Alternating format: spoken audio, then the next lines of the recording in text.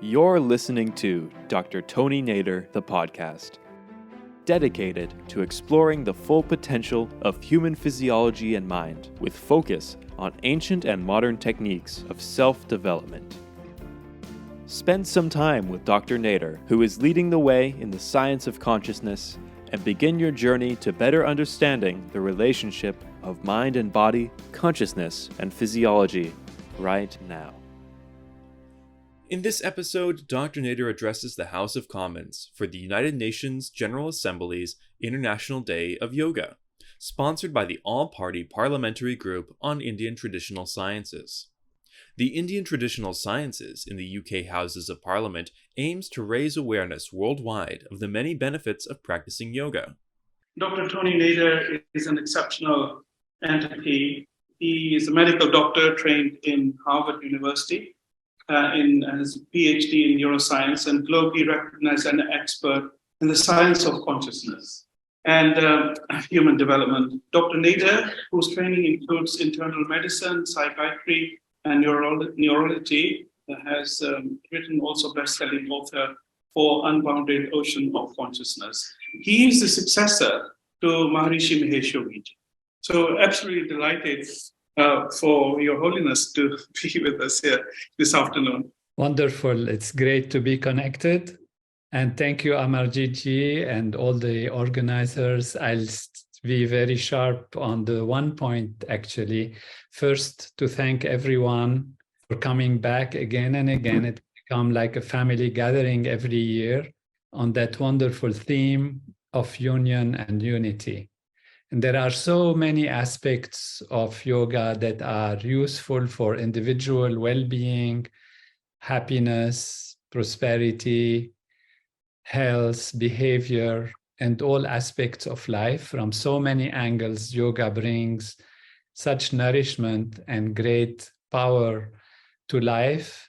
And I want to highlight at this time, when the world is worried about international conflicts, the most important factor in yoga, the most powerful one, and that is based on what is beautifully explained in chapter 2 of Yoga and the Yoga Sutras, Tat Sannidhau Vairatyagaha, in the vicinity of coherence, in the vicinity of unity, in the vicinity of harmony, all negative tendencies disappear. And this is what we have seen in the practice of the supreme yoga of the mind, in the transcendental value that brings us to samadhi.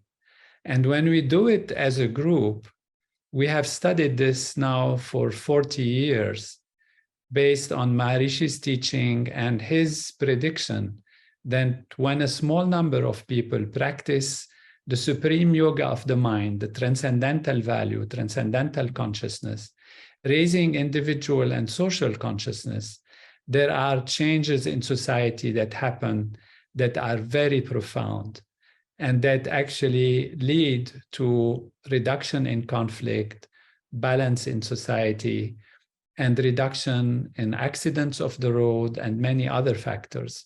For those who can see, I'd like to share a screen with one of the summary of the studies that are there. And this study has been done since the year 2000 up to 2016. So it's a follow-up for 16 years of the number of people who practice the advanced technologies of consciousness based on the Yoga Sutras of Patanjali and the Siddhi program, the program of perfection in thinking.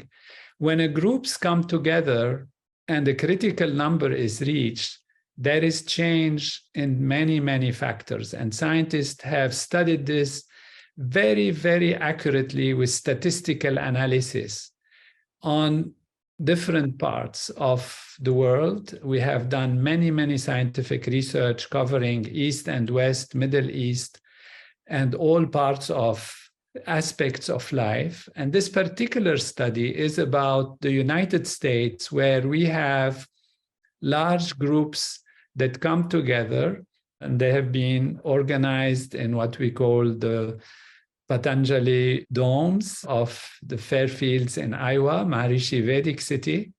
And we have followed up their numbers and have seen what happens in society on so many other factors: murder, rape, assault, robbery, infant mortality, drug deaths, vehicle fatalities, children deaths by injuries. So many factors of problems that society faces are followed up from 2000 to 2016 compared to the number of people who practice the Siddhi program, the program of this mental consciousness-based technology of yoga from the Yoga Sutras of Patanjali, as brought to light by Maharishi Mahesh Yogi. And we see here on the graph the numbers. There is a baseline, then there is a demonstration period, and there is post-demonstration period.